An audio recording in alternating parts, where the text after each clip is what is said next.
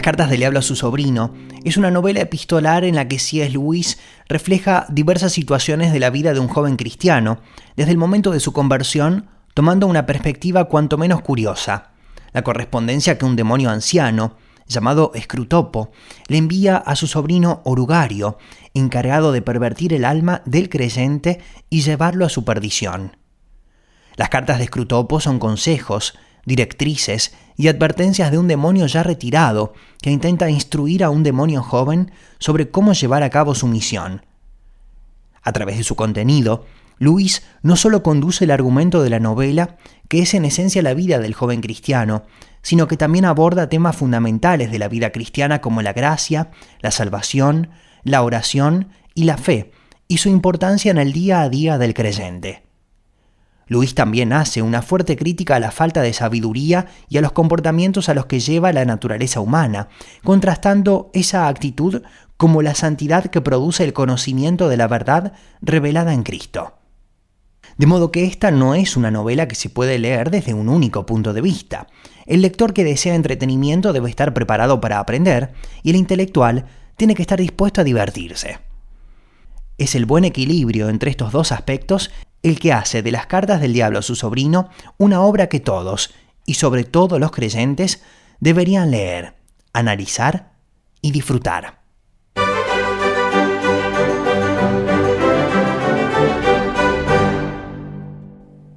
Mi nombre es Alexis Millares, y en este podcast te invito a leer juntos y a reflexionar sobre las 31 cartas del diablo a su sobrino de C.S. Lewis.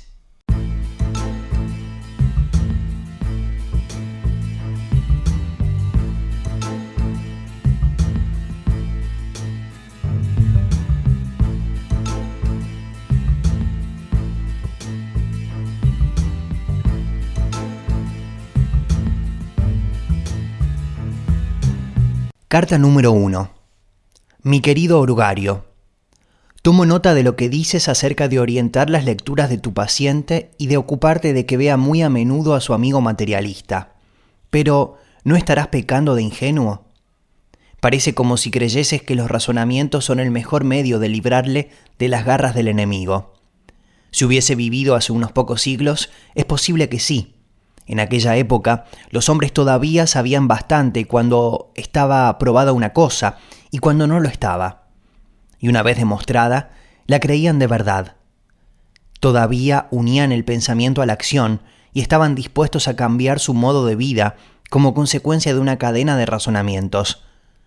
Pero ahora, con las revistas semanales y otras armas semejantes, hemos cambiado mucho todo esto. Tu hombre se ha acostumbrado, desde que era un muchacho, a tener dentro de su cabeza, bailoteando juntas, una docena de filosofías incompatibles. Ahora no piensa, ante todo, si las doctrinas son ciertas o falsas, sino académicas o prácticas, superadas o actuales, convencionales o implacables. La jerga, no la argumentación, es tu mejor aliado en la labor de mantenerle apartado de la iglesia. No pierdas el tiempo tratando de hacerle creer que el materialismo es la verdad. Hazle pensar que es poderoso, o sobrio, o valiente, que es la filosofía del mundo. Eso es lo que importa. La pega de los razonamientos consiste en que trasladan la lucha al campo propio del enemigo. También él puede argumentar, mientras que en el tipo de propaganda realmente práctica que te sugiero, ha demostrado durante siglos estar muy por debajo de nuestro Padre de las profundidades. El mero hecho de razonar despeja la mente del paciente, y una vez despierta su razón, ¿quién puede prever el resultado? Incluso si una determinada línea de pensamiento se puede retorcer hasta que acabe por favorecernos, te encontrarás con que has estado reforzando en tu paciente la funesta costumbre de ocuparse de cuestiones generales y de dejar de atender exclusivamente al flujo de sus experiencias sensoriales inmediatas. Tu trabajo consiste en fijar su atención en este flujo. Enséñale a llamarlo vida real y no le dejes preguntarse qué entiende por real. Recuerda que no es como tú, un espíritu puro. Al no haber sido nunca un ser humano, o esa abominable ventaja del enemigo, no te puedes hacer idea de hasta qué punto son esclavos de lo ordinario. Tuve una vez un paciente ateo, convencido, que solía leer en la biblioteca del Museo Británico. Un día, mientras estaba leyendo, vi que sus pensamientos empezaban a tomar un mal camino. El enemigo estuvo a su lado al instante, por supuesto, y antes de saber a ciencia cierta dónde estaba, vi que mi labor de 20 años empezaba a tambalearse. Si llego a perder la cabeza y empiezo a tratar de defenderme con razonamientos, hubiese estado perdido, pero no fui tan necio. Dirigí mi ataque inmediatamente a aquella parte del hombre que había llegado a controlar mejor y le sugerí que ya era hora de comer. Presumiblemente, ¿sabes que nunca se puede oír exactamente lo que les dice? El enemigo contraatacó diciendo que aquello era mucho más importante que la comida. Por lo menos, creo que esa debía ser la línea de argumentación, porque cuando yo dije exacto, de hecho demasiado importante como para abordarlo a última hora de la mañana, la cara del paciente se iluminó perceptiblemente y cuando pude agregar mucho mejor volver después del almuerzo y estudiarlo a fondo, con la mente despejada, iba ya camino a la puerta. Una vez en la calle, la batalla estaba ganada. Le hice ver un vendedor de periódicos que anunciaba la edición del mediodía y un autobús número 73 que pasaba por allí.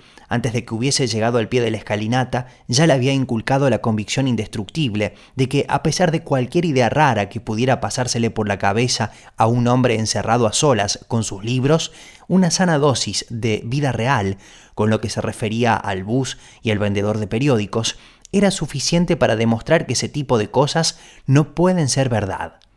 Sabía que se había salvado por los pelos, y años después solía hablar de ese confuso sentido de la realidad, que es la última protección contra las aberraciones de la mera lógica.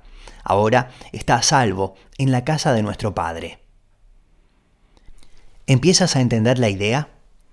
Gracias a ciertos procesos que pusimos en marcha en su interior hace siglos, les resulta totalmente imposible creer en lo extraordinario mientras tienen algo conocido a la vista.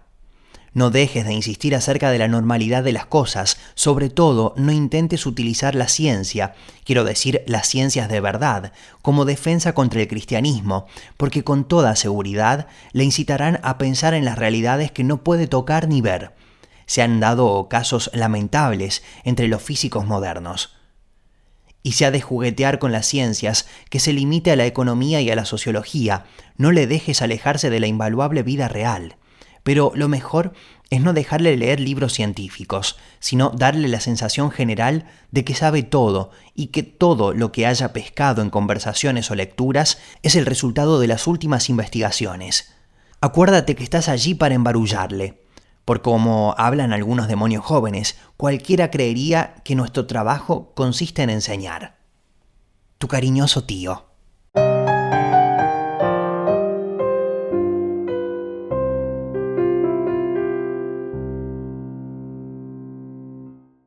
Bueno, y así concluye la carta número 1 de este libro, Las cartas del diablo a su sobrino, de C.S. Lewis. Una carta que le escribe el enemigo, recordemos, una carta escrita por el diablo a su sobrino, aconsejándolo para poder distraer la atención del hombre en su relación con Dios. Una carta muy interesante porque él comienza hablando de que el hombre tiene muchas filosofías diferentes y que o se nos hizo creer desde hace tiempo que no hay que alejarlo de la iglesia al materialismo, sino que hay que mantenerlo en la iglesia. No hay que provocarle discusiones, sino que hay que insertarle ideas, filosofías, que no despierte su razonamiento, no lo confrontes, son algunos de los dichos. Hazle creer y que se concentre en su atención en la vida real, pero que no se pregunte nunca ¿qué es la vida real?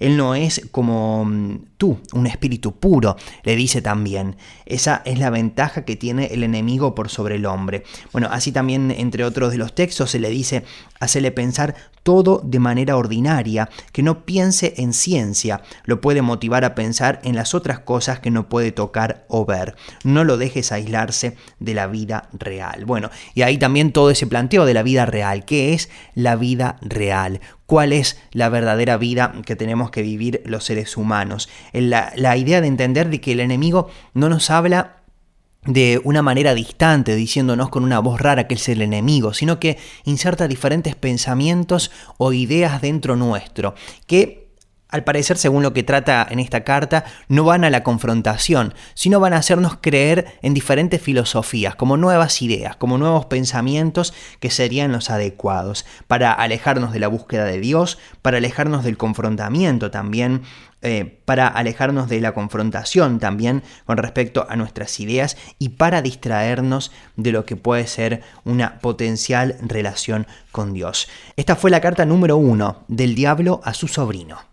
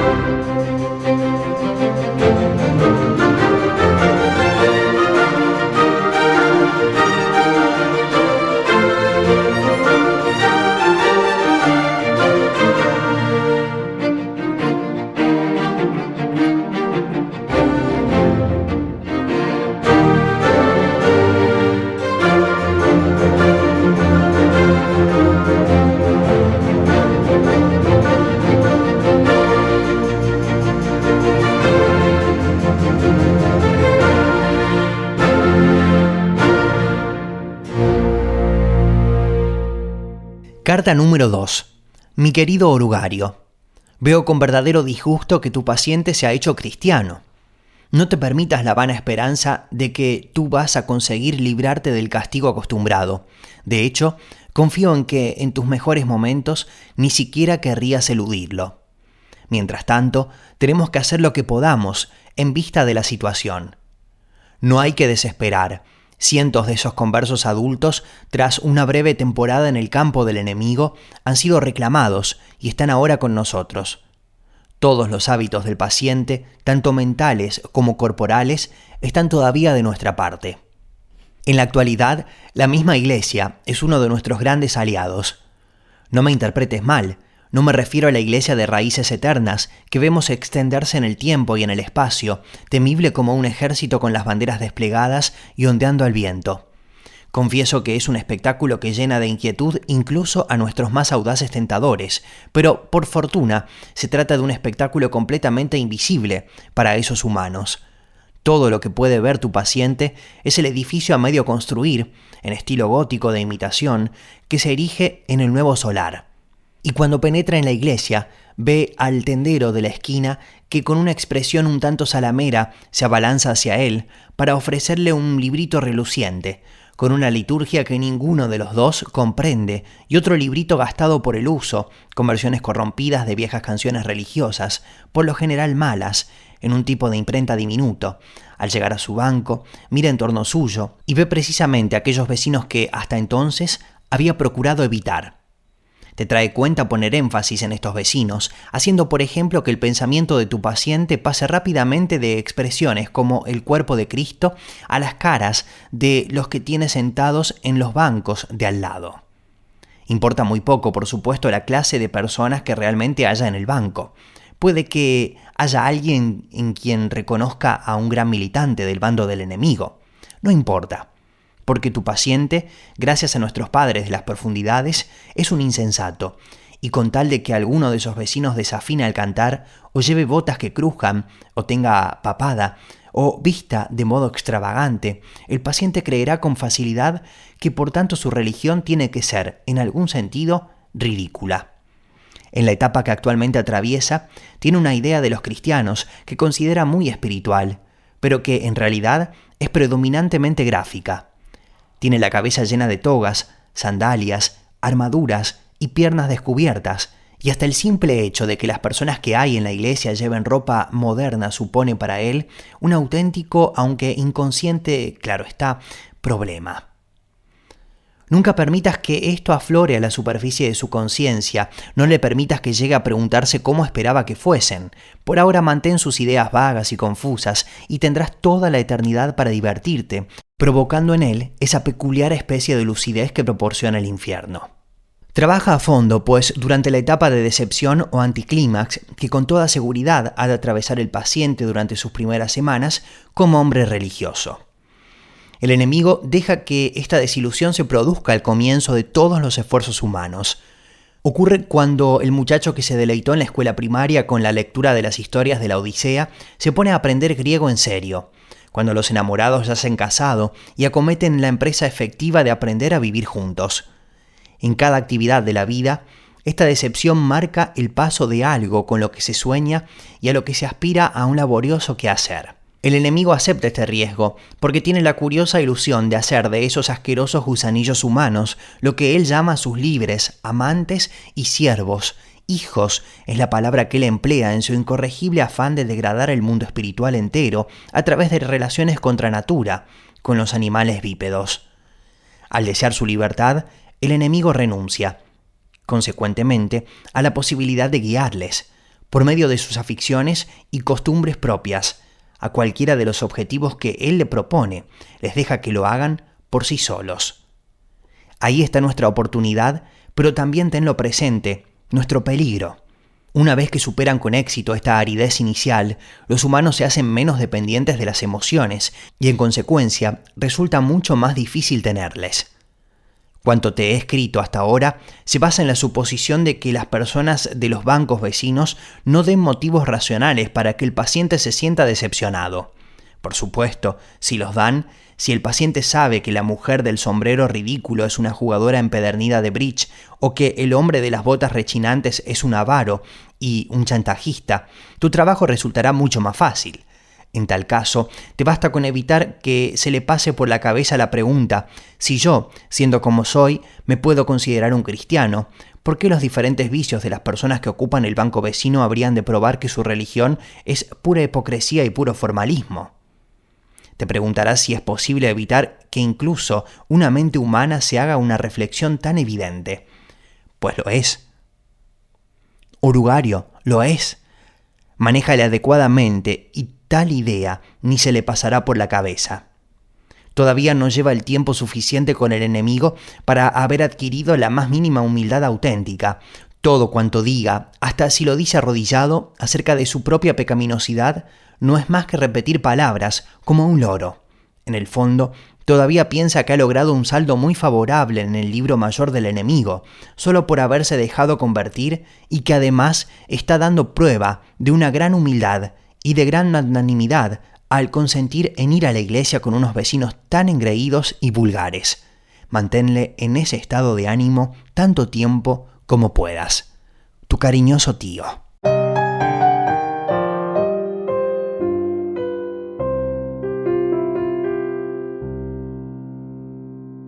Bueno, y esa era la carta número 2 de este libro, Las cartas del diablo a su sobrino, de C.S. Lewis, que estamos compartiendo en este podcast. Bueno, y en esta carta el enemigo escribe que la persona se convirtió, la persona a la que está intentando alejar de Dios, parece ser que se convirtió y su sobrino va a tener que pagar una condena por eso, porque no era el objetivo era todo lo contrario, alejarlo de su relación con Dios. Y el enemigo parece ser que va a utilizar la iglesia.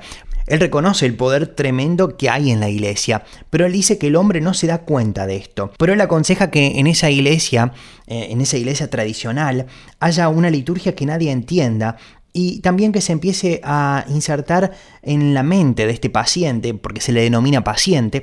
Le aconseja trabajar en la desilusión o el anticlímax de esa persona que recién está comenzando algo. El enemigo permite que esa decepción ocurra en el umbral de todo esfuerzo humano, es lo que también se menciona. Te hace creer que tenés que ser libre y obrar por tu cuenta. Si superamos esa emoción y vivimos libres de esos sentimientos, nos volveremos difíciles de tentar. El enemigo se esfuerza por mantener fuera de tu mente la pregunta si yo, siendo lo que soy, puedo considerar que en cierto sentido soy cristiano. Te hace creer que lo sos y te muestra las miserias de otras personas para que creas que todo es una hipocresía o una convención. Te aleja de la humildad, te hace creer que sos humilde incluso cuando orás para arrepentirte de tus errores y que el ir con toda esa gente vulgar es algo positivo para que te jactes de eso. Bueno, son algunas de las notas que hacía sobre esta carta, la número 2 del libro de C.S. Lewis, La carta del diablo a su sobrino, que estamos compartiendo.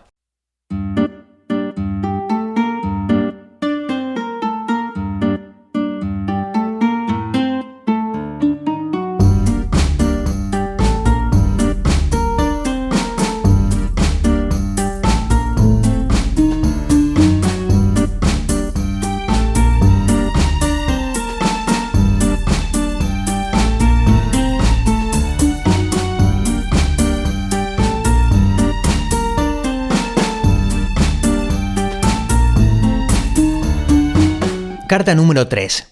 Mi querido orugario, me complace mucho todo lo que me cuentas acerca de las relaciones de este hombre con su madre. Pero has de aprovechar tu ventaja.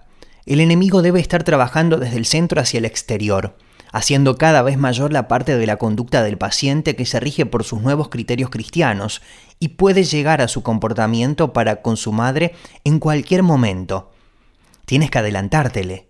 Mantente en estrecho contacto con nuestro colega Globoso, que se ocupa de la madre, y construyan entre los dos en esa casa una costumbre sólidamente establecida y consistente en que se fastidien mutuamente pinchándose todos los días. Para ello, los siguientes métodos son de utilidad. En primer lugar, mantén su atención centrada en la vida interior. Cree que su conversión es algo que está dentro de él. Y su atención está, por lo tanto, volcada de momento sobre todo hacia sus propios estados de ánimo, o más bien hacia esa versión edulcorada de dichos estados que es cuanto debes permitirle ver. Fomenta esa actitud. Mantén su pensamiento lejos de las obligaciones más elementales, dirigiéndolo hacia las más elevadas y espirituales. Acentúa el pensamiento lejos de las obligaciones más elementales. Acentúa la más sutil de las características humanas, el horror a lo obvio y su tendencia a descuidarlo. Debes conducirle a un estado en el que pueda practicar el autoanálisis durante 1 hora, sin descubrir ninguno de aquellos rasgos suyos que son evidentes para cualquiera que haya vivido alguna vez en la misma casa o haya trabajado en la misma oficina. El punto 2. Por supuesto, es imposible impedir que rece por su madre, pero disponemos de medios para hacer inocuas esas oraciones. Asegúrate que sean siempre muy espirituales, de que siempre se preocupe por el estado de su alma y nunca por su reuma. De ahí se derivarán 2 ventajas. En primer lugar, su atención se mantendrá fija en lo que él considera pecados de su madre, lo cual, con un poco de ayuda de tu parte, puede conseguirse que haga referencia a cualquier acto de su madre que a tu paciente le resulte inconveniente o irritante. De este modo, puedes seguir restregando las heridas del día para que escuezan más, incluso cuando está postrado de rodillas. La operación no es nada difícil y te resultará muy divertida. En segundo lugar, ya que sus ideas acerca del alma de su madre han de ser muy rudimentarias y con frecuencia equivocadas, rezará en cierto sentido por una persona imaginaria y tu misión consistirá en hacer que esa persona imaginaria se parezca cada día menos a la madre real, a la señora de lengua puntiaguda con quien desayuna. Con el tiempo, puedes hacer la separación tan grande que ningún pensamiento o sentimiento de sus oraciones por la madre imaginaria podrá influir en su tratamiento de la auténtica. He tenido pacientes tan bien controlados que por un instante podía hacerles pasar de pedir apasionadamente por el alma de su esposa o de su hijo a pegarles o insultarles a la esposa o al hijo de verdad sin el menor escrúpulo. En el punto 3, es frecuente que cuando 2 seres humanos han convivido durante muchos años, cada uno tenga tonos de voz o gestos que al otro le resulten insufriblemente irritantes. Explota eso. Haz que tu paciente sea muy consciente de esa forma particular de levantar las cejas que tiene su madre, que aprendió a detestar desde su infancia, y déjale que piense lo mucho que le desagrada.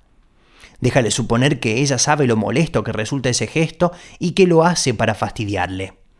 Si sabes hacer tu trabajo, no se percatará de la inmensa inverosimilitud de tal suposición.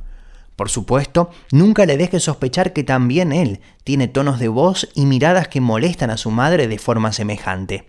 Como no puede verse ni oírse, esto se consigue con facilidad.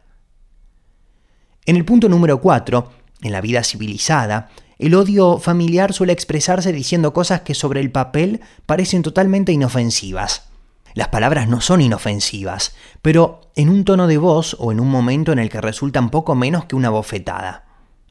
Para mantener vivo este juego, tú y Globoso deben cuidarse de que cada uno de ellos tenga algo así como un doble patrón de conducta. Tu paciente debe exigir que todo cuanto se dice se tome en sentido literal y que se juzgue simplemente por las palabras exactas, al mismo tiempo que juzga cuanto dice de su madre tras la más minuciosa e impersensible interpretación del tono, del contexto y de la intención que él sospecha.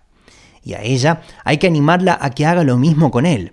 De este modo, ambos pueden salir convencidos, o casi, después de cada discusión, de que son totalmente inocentes.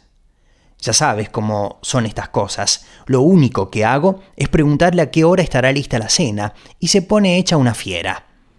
Una vez que este hábito esté bien arraigado en la casa, tendrás la deliciosa situación de un ser humano que dice ciertas cosas con el expreso propósito de ofender y sin embargo se queja de que se ofendan. Para terminar, cuéntame algo acerca de la actitud religiosa de la vieja señora. ¿Tiene celos o algo parecido de este nuevo ingrediente en la vida de su hijo? ¿Se siente quizá picada de que haya aprendido de otros y tan tarde lo que ella considera que le dio buena ocasión de aprender de niño? ¿Piensa que está haciendo una montaña de ello o por el contrario que se lo toma demasiado a la ligera? Acuérdate del hermano mayor de la historia del enemigo. Tu cariñoso tío, Scrutopo.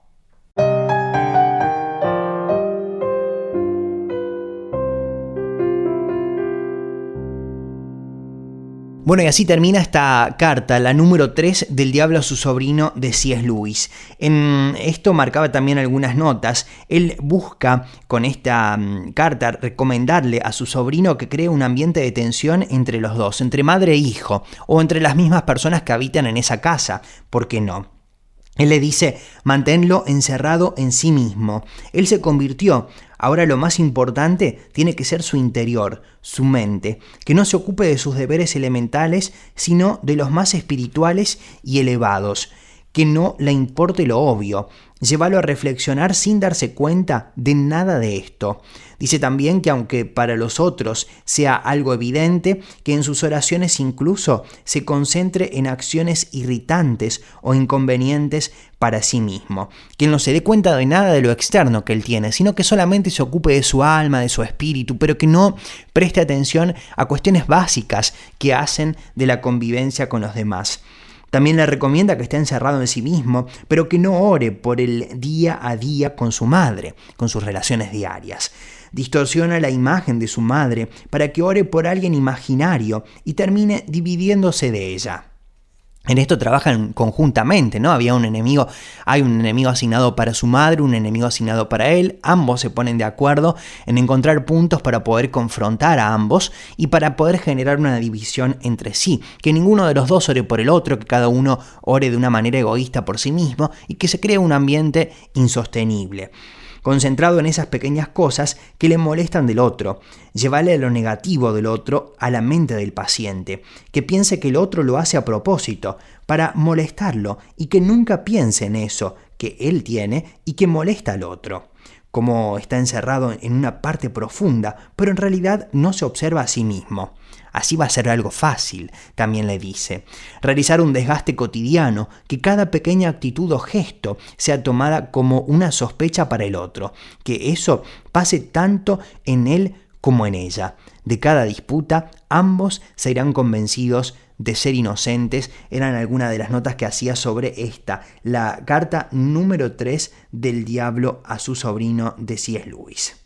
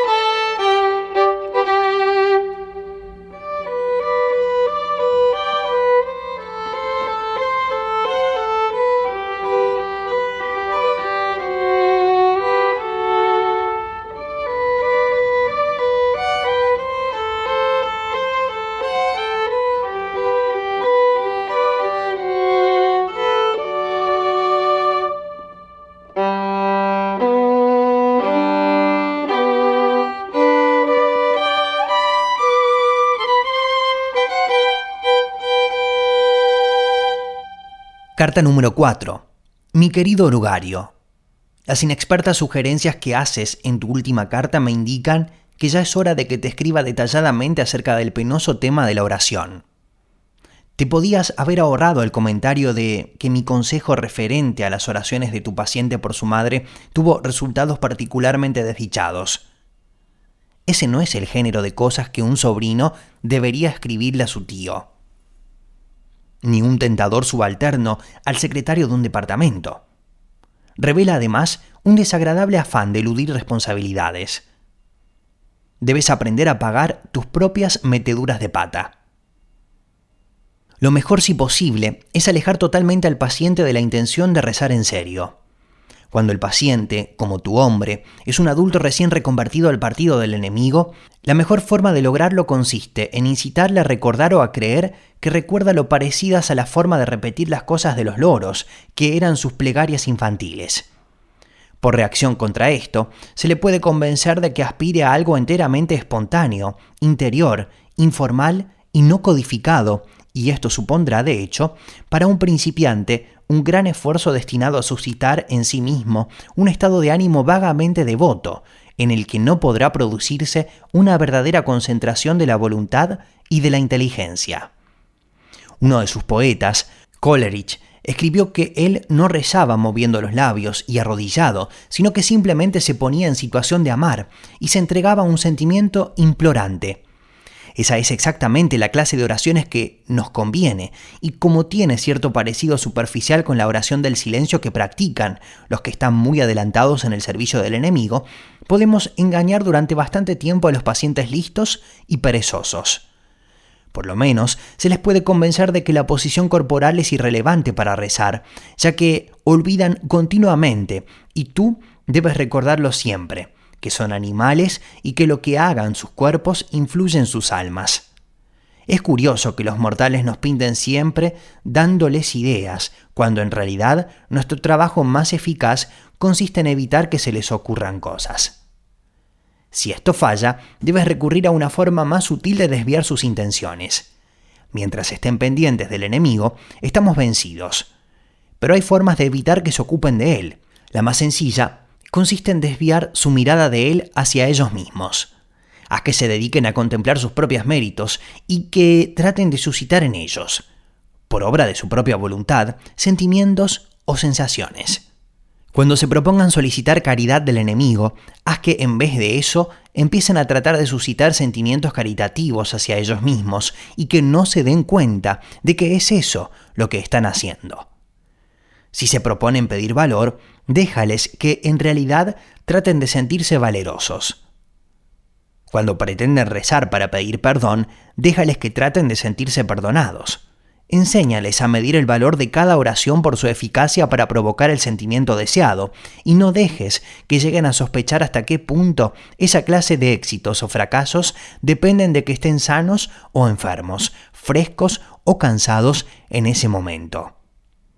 Pero claro está, el enemigo no permanecerá ocioso entre tanto. Siempre que alguien reza, existe el peligro de que él actúe inmediatamente, pues se muestra cínicamente indiferente hacia la dignidad de su posición y la nuestra, en tanto que espíritus puros, y permite, de un modo realmente impúdico, que los animales humanos arrodillados lleguen a conocerse a sí mismos.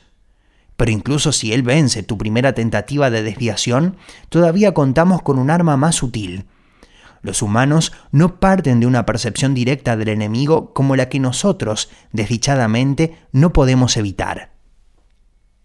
Nunca han experimentado esa horrible luminosidad, ese brillo abrasador e hiriente que constituye el fondo del sufrimiento permanente de nuestras vidas. Si contemplas la mente de tu paciente mientras reza, no verás eso. Si examinas el objeto al que dirige su atención, descubrirás que se trata de un objeto compuesto y que muchos de sus ingredientes son francamente ridículos. Imágenes procedentes de retratos del enemigo, tal como se apareció durante el deshonroso episodio conocido como la Encarnación, otras más vagas y puede que notablemente disparatadas y pueriles, asociadas con sus otras dos personas. Puede haber incluso elementos de aquello que el paciente adora y de las sensaciones físicas que lo acompañan, objetivados y atribuidos al objeto reverenciado.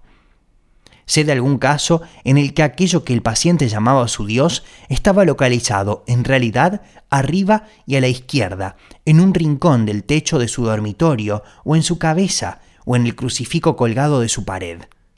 Pero cualquiera que sea la naturaleza del objeto compuesto, debes hacer que el paciente siga dirigiendo a éste sus oraciones, a aquello que él ha creado, no a la persona que lo ha creado a él.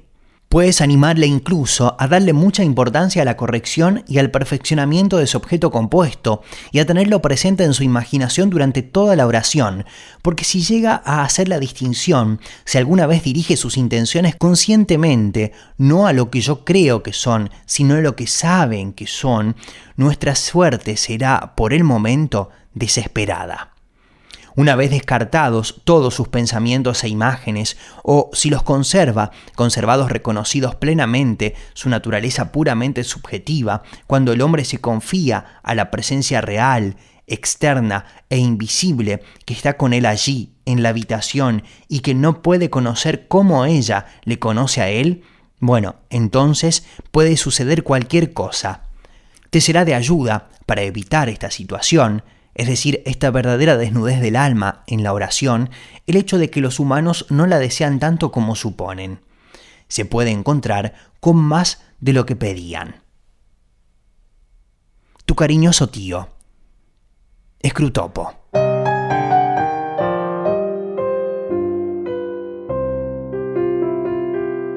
Bueno, y esta era la carta número 4 del libro Las cartas del diablo a su sobrino de C.S. Lewis. En esta carta la meta del enemigo es lograr que directamente no oremos, que recordemos esas oraciones que hacíamos de niños, que oremos con nuestros pensamientos sin postrarnos e invertir un momento para orar, que nos volvamos vagos espiritualmente hablando. Muchas veces creemos que la posición de nuestro cuerpo no importa, pero somos animales. Cualquier cosa que haga nuestro cuerpo afectará también nuestras almas. Estas son algunas de las notas que tomaba acerca de esta carta. Que no piense el enemigo, es la meta del diablo. Y él llama enemigo a Dios. Recordemos, por si recién escuchás este podcast y encontrás esta frase un poco rara. El enemigo, cada vez que mencionamos la palabra enemigo, como es una carta que escribe el diablo a su sobrino, aconsejándole cómo alejar a su paciente de la voluntad de Dios o de una relación con Dios, él se refiere como al enemigo. Él dice que no piense en el enemigo, en tomar conciencia de su obrar. El éxito está en insertar sentimientos en sí mismo, su atención en sí mismo, observando sus propias mentes.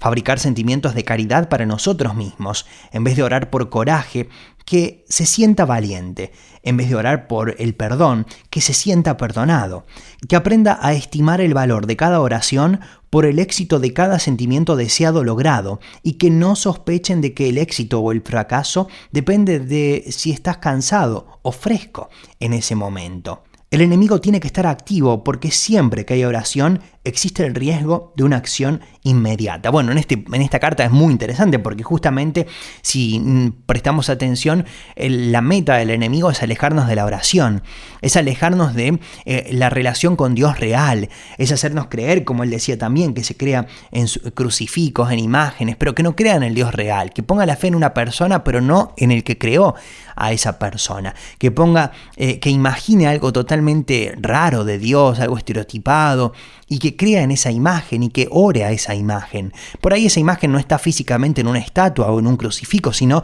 en nuestra mente. Y es una manera extraña de considerar a Dios y que no es la imagen correcta que deberíamos tener. Bueno, también él dice de esto de aprender a estimar el valor de cada oración por lo que logra, por cómo se siente, esperar que cuando ore sienta una sensación extraña o un escalofrío o una cuestión así, pero que considere que esa oración no tuvo éxito si no siente nada. O que si se sintió cansado en la oración, sienta que está distante de Dios. Pero todo eso no tiene nada que ver con la oración. La oración mueve la mano de Dios. Pero no significa que porque se mueva la mano de Dios vamos a sentirnos de una manera extravagante o no. Muchas veces estamos cansados al momento de orar y no sentimos nada en la oración, o muchas veces nos distraemos porque tuvimos un largo día, o porque nuestra mente estuvo dispersa en preocupaciones y demás. Bueno, aprender a dominar eso también es vencer al enemigo, no dejarnos guiar por las emociones. Él también dice: el enemigo tiene que estar activo porque cada vez que hay oración existe el riesgo de una acción inmediata, que era lo que mencionaba en el último punto. Los humanos no se dan cuenta de ese efecto devastador que produce esa luminosidad espantosa, ese resplandor punzante y abrasador que crea el trasfondo de un dolor permanente en nuestras vidas. Así describe el enemigo el poder de una oración de la persona y por eso la intención de alejarlo de ella. Que se haga de objetos o imágenes que le hagan creer que son de Dios, que piense que esos objetos son Dios y no en quien los creó. Bueno, ahí también hablábamos hace instantes acerca de este tema. Esta fue la carta número 4 del diablo a su sobrino de C.S. Lewis.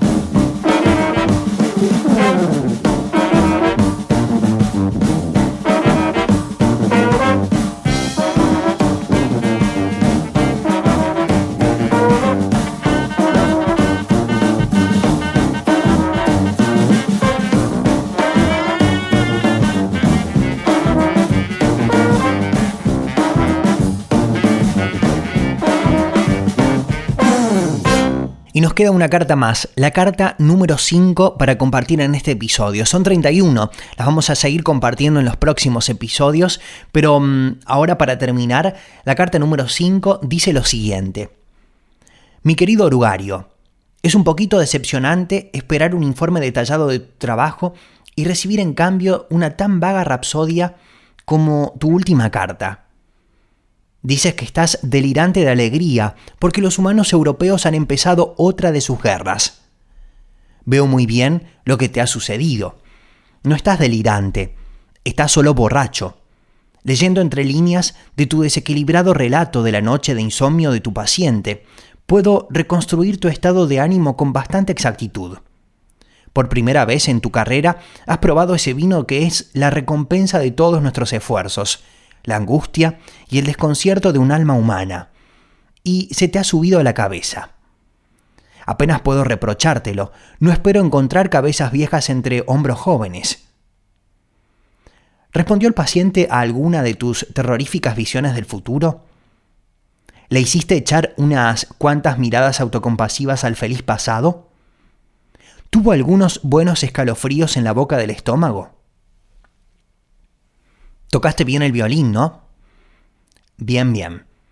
Todo eso es muy natural. Pero recuerda, orugario, que el deber debe anteponerse al placer. Si cualquier indulgencia presente para contigo mismo conduce a la pérdida final de la presa, te quedarás eternamente sediento de esa bebida de la que tanto estás disfrutando ahora, tu primer sorbo. Si por el contrario, mediante una aplicación constante y serena, aquí y ahora logras finalmente hacerte con su alma, entonces será tuyo para siempre, un cáliz viviente y lleno hasta el borde de desesperación, horror y asombro, al que puedes llevar los labios tan a menudo como te plazca. Así que no permitas que ninguna excitación temporal te distraiga del verdadero asunto de minar la fe e impedir la formación de virtudes.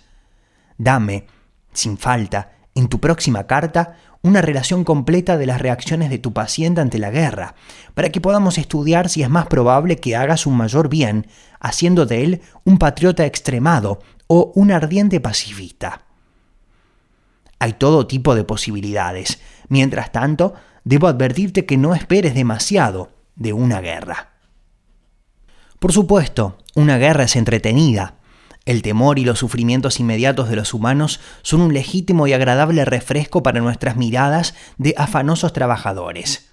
Pero, ¿qué beneficio permanente nos reporta si no hacemos uso de ello para traerles almas a nuestro Padre de las profundidades? Cuando veo el sufrimiento temporal de humanos que al final se nos escapan, me siento como si se me hubiese permitido probar el primer plato de un espléndido banquete y luego se me hubiese denegado el resto.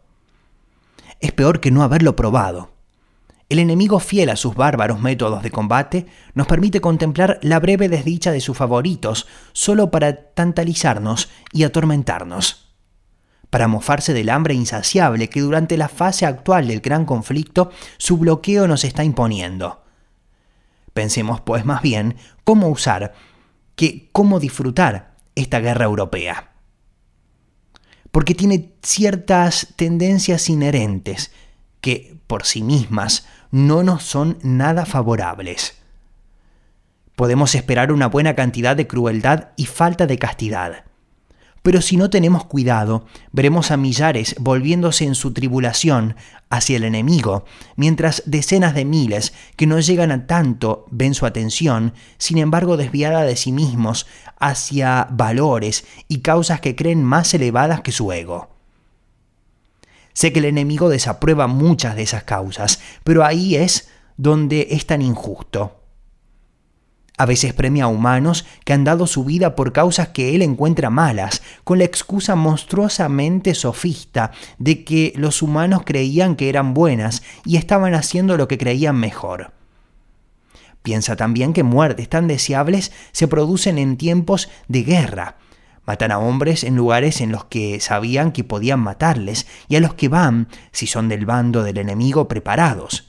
Cuanto mejor para nosotros si todos los humanos muriesen en costosos sanatorios, entre doctores que mienten, enfermeras que mienten, amigos que mienten, tal y como lo hemos enseñado, prometiendo vida a los agonizantes, estimulando la creencia de que la enfermedad excusa toda indulgencia, e incluso si los trabajadores saben hacer su tarea, omitiendo toda alusión a un sacerdote, no sea que revelase al enfermo su verdadero estado.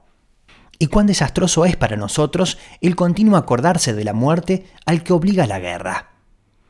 Una de nuestras mejores armas, la mundanidad satisfecha, queda inutilizada. En tiempo de guerra, ni siquiera un humano puede creer que va a vivir para siempre. Sé que Scar Árbol y otros han visto en las guerras una gran ocasión para atacar la fe, pero creo que ese punto de vista es exagerado. A los partidarios humanos del enemigo, él mismo les ha dicho claramente que el sufrimiento es una parte esencial de lo que él llama redención. Así que una fe que es destruida por una guerra o una peste no puede haber sido realmente merecedora del esfuerzo de destruirla. Estoy hablando ahora del sufrimiento difuso a lo largo de un período prolongado como el que la guerra va a producir. Por supuesto, en el preciso momento de terror, aflicción a dolor físico, puedes tomar a tu hombre cuando su razón está totalmente suspendida. Pero incluso entonces, si pide ayuda al cuartel general del enemigo, ha descubierto que el puesto está casi siempre defendido. Tu cariñoso tío, Scrutopo.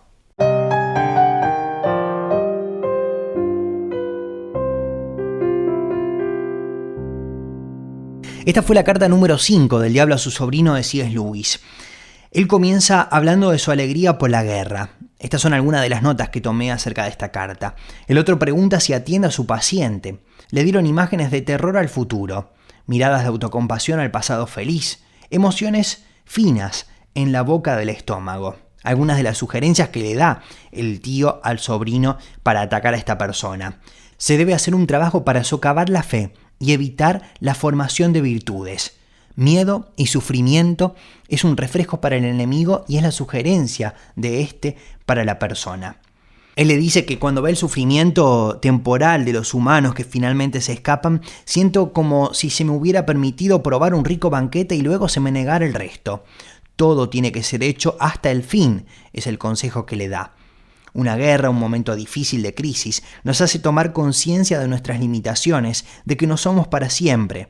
Y esto puede impulsarle a buscar de Dios. Por eso le aconseja ser cuidadoso para que la persona no se acerque a Dios. Bueno, esta era la carta número 5 del diablo a su sobrino de C.S. Lewis, y así estamos compartiendo estos diferentes mensajes que el diablo le escribe a su sobrino que está comenzando, alguien inexperto, para aconsejarle a través de diferentes estrategias de cómo alejar al hombre de Dios. En los próximos episodios vamos a seguir compartiendo el resto de las cartas. Acabamos de compartir en el episodio de hoy las primeras 5 y son 31 cartas en total las que vamos a estar compartiendo, las que vamos a estar leyendo y también resumiendo para entender cómo el enemigo intenta alejarnos del plan de Dios para nuestras vidas. Mi nombre es Alexis Millares, muchas gracias y hasta la próxima.